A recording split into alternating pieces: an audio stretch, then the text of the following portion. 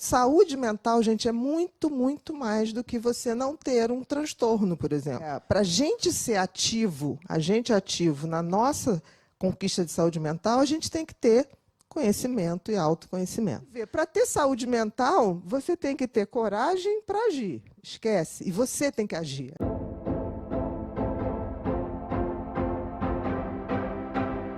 Mas antes de qualquer coisa, para a gente ser ativo, agente ativo na nossa conquista de saúde mental, a gente tem que ter conhecimento e autoconhecimento. Não existe outra coisa se a gente partir do pressuposto que eu só sei, o meu universo é do tamanho daquilo que eu sei. Se eu não sei, aquilo não existe e eu não posso usufruir disso. Então, saúde mental, gente, é muito, muito mais do que você não ter um transtorno, por exemplo. Você não ter um transtorno como pânico, como depressão, como déficit de atenção. Aí você vai falar, então eu não tenho nada disso, eu tenho saúde mental? Não.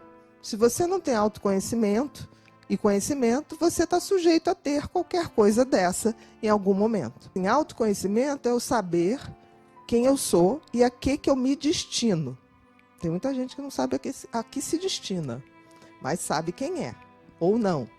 Saber quem é eu saber quais são meus lados positivos, quais são meus lados negativos, o que eu tenho como sentido da vida e como eu faço isso em propósito de vida.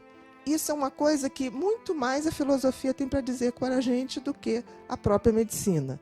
E eu acredito muito nessa união de psicologia, medicina e filosofia. Então, quando a gente fala o conhecimento, eu primeiro tenho que saber o que nós somos. Por exemplo, todos nós aqui somos humanos, mas somos seres humanos? Qual a diferença? Humanos, a gente basta nascer. Sou da espécie humana. Agora, se tornar um ser humano requer que eu haja como ser humano. É um processo. Qual é a essência do ser humano? É um animal que agrega valores àquilo que ele faz. Então, se eu sou um ser humano de verdade, eu sou uma pessoa que tenho valores, virtudes, ou seja, pratico os meus valores para mim e para os outros e uso a sabedoria para poder saber exatamente a quem eu dedico o meu melhor, a quem não adianta dedicar e o que eu posso fazer para mim. Isso seria uma definição muito simples, uma definição bem de Epiteto, Epícoro, o próprio Platão também andou por ali. Então, ser humano é aquilo que eu me torno. E me torno quando eu sou uma pessoa melhor para mim e melhor para os outros. O que é sentido de vida? Por exemplo, todos nós temos um sentido e nascemos com uma cola para saber. Cola que eu digo é colar mesmo, tá, gente? De alguma maneira o Criador nos deu uma cola. E essa cola vem em forma de talento, dom ou talento, né? E é muito interessante porque todos nós temos muito cedo esse talento aflorando. As crianças têm isso muito perceptível. O que acontece é que nós não estamos preparados para ver. Aí a gente começa a botar os meninos para jogar bola, as meninas para fazer balé, aquela coisa de manada. A gente fala tanto de manada, mas a educação é feita em manada. Quem é que observa os talentos dos seus filhos? O sentido da vida, a gente traz uma cola. O sentido da vida é usar o talento que me foi dado, tá? Para eu poder montar o propósito da vida. Agora, o que é o propósito da vida?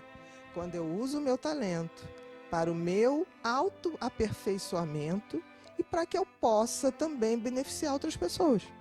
Aí você encontra a glória da vida, né? Quando eu estou melhor e esse meu melhor dá um melhor também para os outros, nem que esses outros sejam 4 pessoas que moram com você, não tem problema. Porque tem gente que acha que tudo é assim, propósito tem que ser para o mundo.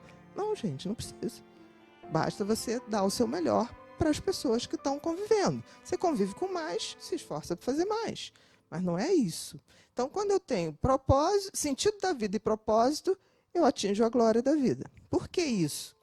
Antes que a gente se perca, todo humano é um animal, certo? Nós estamos dentro da natureza, certo? Nós não somos dono da natureza. Apesar da gente ter um delírio, né? A gente acha que a gente manda na natureza, mas não manda. Então, como qualquer outro ser vivo que está na natureza, a gente tem um propósito que já é pré-determinado. Por exemplo, alguém já viu a macieira da laranja? Não, macieira da maçã, laranjeira da laranja. O sol, qual é o sentido e o propósito do sol? Brilhar, gerar calor, que gera vida. Para o nosso planeta, então, gera muita vida. Imagina que um dia o sol levanta e fala assim, hoje eu não estou afim de trabalhar, não estou afim de fazer nada. O que acontece? Em poucos dias a gente congela e a gente morre. Da mesma maneira, nós também somos elementos disso. Porque eu acho bonito a gente falar assim, eu não sei, não quero mais nada. Gente, a gente nasceu e foi feito para um propósito. Você não tem como fugir disso. E eu não estou falando isso como uma coisa ruim. Eu estou falando isso exatamente como uma coisa boa. O sol se aquece com o aquecimento dele? Não. A laranjeira come a laranja? Não. O rio bebe a água? Não. Então, está na natureza uma lei que você tem que servir aos outros. E a gente se esquece disso. Então, quando eu falo que a gente tem que também servir aos outros, não é porque eu sou generosa, é porque eu faço parte da natureza e as regras da natureza é isso. Tem uma frase que eu gosto muito que diz assim, a vida não é cosmos, não é caos, é cosmos. O que quer dizer isso? Que o universo tem regras. A gente pode gostar ou não, mas existem regras. Por exemplo, alguém atribui que a vida não tem um designer, pelo menos, criador? Tem uma frase que também diz uma coisa engraçada. Você atribuir que não tem uma inteligência superior a nos governar, significa você dizer que você entrou numa tipografia, ou seja, uma gráfica, aquelas milhões de letrinhas explodiram e aí se fez um dicionário. Não tem sentido. Que existe uma vida ou uma inteligência superior que criou regras. Não estou dizendo que é um homem barbudo, não estou dizendo nada disso. Mas existe alguma coisa que faz as coisas acontecerem. Porque é muito surreal a gente pensar que 2 células dão uma coisa como a gente. 2 células no espermatozoide. Já começa aí, né? Porque só um espermatozoide ganha aquela corrida. É a coisa mais injusta que tem. Porque o óvulo não, ele fica ali esperando. Ele deixa os espermatozoides se baterem, se degladiarem em um só. Então a gente está sempre sendo postos à prova. E a vida também. Por exemplo, a vida facilita? Não. A vida sempre é como uma faculdade. A prova não vai ficando mais difícil? Vai. Então, para a gente ter saúde mental, a gente tem que entender que a gente não vai esperar que a vida fique fácil para todo mundo e que tudo aconteça e que a gente vai se dar bem. Tá, num determinado tempo. Aí alguém vai dizer assim, e se nunca cair? Não era nessa vida. Também pode acontecer. Entendeu? Então, assim, não adianta a gente querer que os outros façam tudo pra gente. Pra gente ter saúde mental, não basta ter autoconhecimento, não basta ter conhecimento, a gente tem que ter coragem, resiliência, pra gente fazer uma coisa que se chama ressurgência. Vamos lá, falei uma opção de nome difícil, mas agora a gente vai detalhar. Autoconhecimento é aquilo que eu falei. Você tem que dizer para você o que você quem é você, quais são suas melhores partes, quais são suas partes que você tem que melhorar. Conhecimento, eu saber um pouco de tudo. Por exemplo, eu não tenho toque, mas saber um pouco de toque faz com que eu entenda um colega meu, que muitas vezes tem um sofrimento atroz. Olha, nós somos uma espécie muito mequetrefe, né? Olha só, o ser humano é um bicho sem pelo, né? A gente morreria muito fácil, na Antártica, por exemplo. É um bicho sem potencial de musculatura. Olha um tigre, olha a gente. Sem velocidade, sem força física. Aí você fala, nossa, como é que a gente chegou ao topo, né, do reino animal neste planeta? Colaboração. Só isso. A gente resolveu colaborar um com os outros. E estamos fazendo o contrário hoje. Hoje a gente está na competição.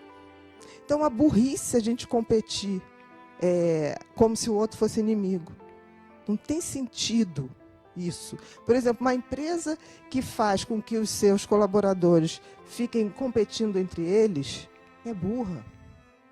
Porque o que vale para uma empresa? Todos nós somos descartáveis.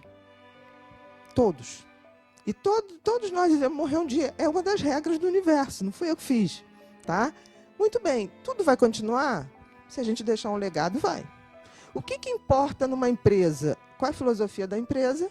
Eu tenho que ver se eu, como pessoa, me adequo àquela filosofia e eu tenho que ajudar para que isso seja um legado passado à frente. Porque, assim, é muito bom a gente ser elogiado, é muito bom isso, mas, assim, não tem sentido se você não tocar a vida dos seus colegas. Não tem sentido. O busto que vão fazer da gente vai ser para pombo fazer cocô. Então, a gente tem que ter essa interação agora. Porque o que a gente deixa nas pessoas? As boas memórias. Eu sempre digo que eu estou sempre vivendo, e isso é fundamental para a saúde mental, eu estou sempre vivendo para criar boas memórias. Sempre. E lembre-se disso, existe uma síndrome chamada declínio da alegria de viver, que começa aos 23 anos. É sério. Quantos sorrisos uma criança de 3 anos dá por dia? 400, em média. Muito bem, um homem e uma mulher também, de 40 anos, ri 4. Aí a gente pensa o seguinte, por que a gente vai ficando chato assim? Com 23 anos começa a decair profundamente a capacidade da gente rir da gente e rir dos outros. Gente, eu não levo a sério quem não ri de si mesmo. Não levo a sério. Porque uma pessoa que se leva tão a sério a ponto de achar que nunca erra, é uma pessoa insuportável. Insuportável. Então, eu sou aquela que já conta piada das besteiras que eu faço antes. Ninguém precisa contar, porque eu vou contar. Então, quando a gente está falando de saúde mental, aí a gente vai para uma outra parte. A gente viu autoconhecimento, conhecimento, e a gente vai para uma coisa chamada resiliência. E antes da resiliência, coragem.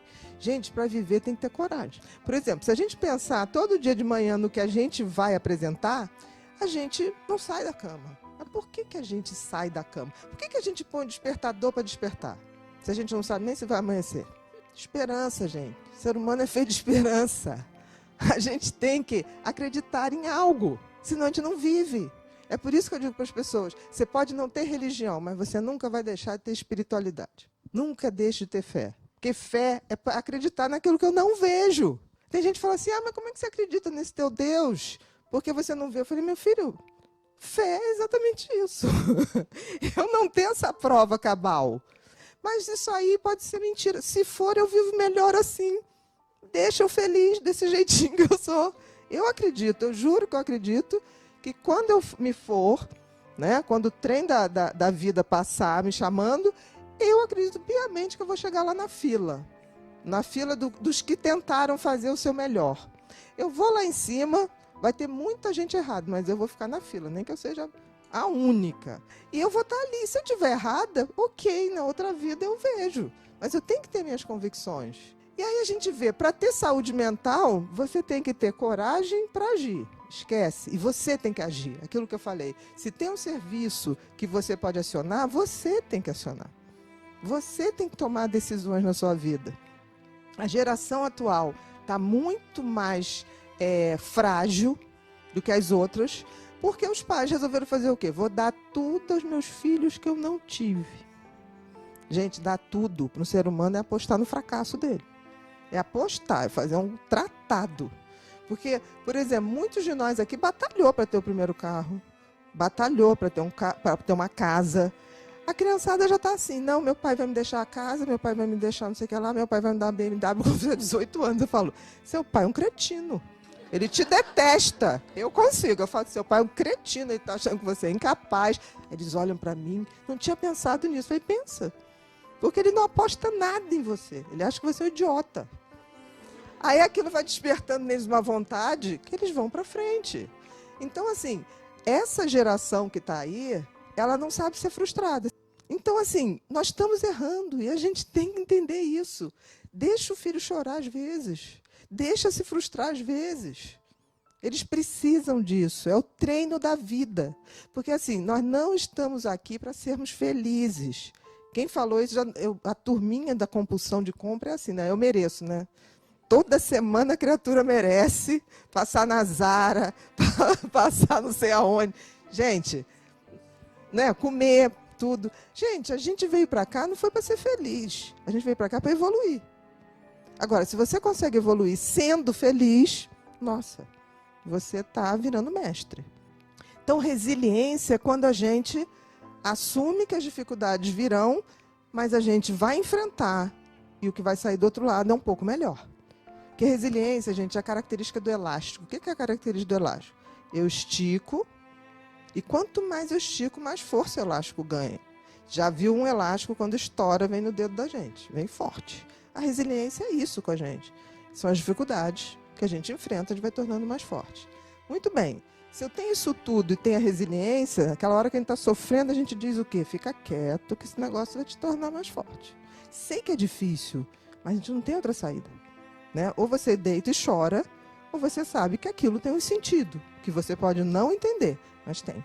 E, por fim, a ressurgência. O que é a ressurgência? A ressurgência é uma palavra usada para um fenômeno geográfico, que significa revirar o mar. De vez em quando faz isso. Revira o fundo do mar, tá? É um fenômeno geográfico, e aquele fundo do mar vem. Então é muito nisso que se descobre tesouros enterrados. A ressurgência humana seria quando a gente passa por isso tudo, autoconhecimento, conhecimento, coragem, resiliência, e aí a gente remexe na nossa essência e traz o que tem de melhor lá. Então, se a gente não tiver noção dessas etapas que eu falei, a gente nunca vai ter saúde mental, com ou sem doença mental. Porque, assim, quando você tem uma doença mental, eu digo, a coisa mais fácil é você tratar um deprimido. Mais fácil é tratar uma pessoa que tem pânico. Porque eu sei o que tem que fazer. Eu vou lá, tiro o pânico, tiro a depressão. Sabe qual a coisa mais difícil? É fazer com que eles entendam isso que eu estou falando para vocês. Porque o paciente melhora, sabe o que ele faz? E some. 2 anos ele some. Aí, a próxima vez, ele liga para falar assim, Bia, se lembra daquela vez que eu pareci desesperado? Estou todo desesperado de novo. Aí você fala assim, mas meu amor, você está tomando alguma coisa? Não, suspendi. Estava bem, suspendi. E aí, você mudou o estilo de vida, como a gente falou? Você procurou saber do seu propósito, do seu talento? Não, Bia, estou perdido, não sei o que eu vou fazer. Gente, Cartola virou compositor aos 66 anos. Antes, Cartola foi um funcionário comum, mais ou menos medíocre, dos Correios. E deixou um legado imenso. Porque assim, você pode passar a vida inteira fazendo, está longe do seu talento, está longe do seu propósito, mas se você vive um dia dentro, você faz diferença. Então, queria deixar isso para vocês, porque assim, não adianta falar de doença, a gente tem que falar de quem somos. Que a doença a gente consegue debelar. Mas a mudança para você, para um humano virar ser humano, depende da sua coragem e do seu conhecimento.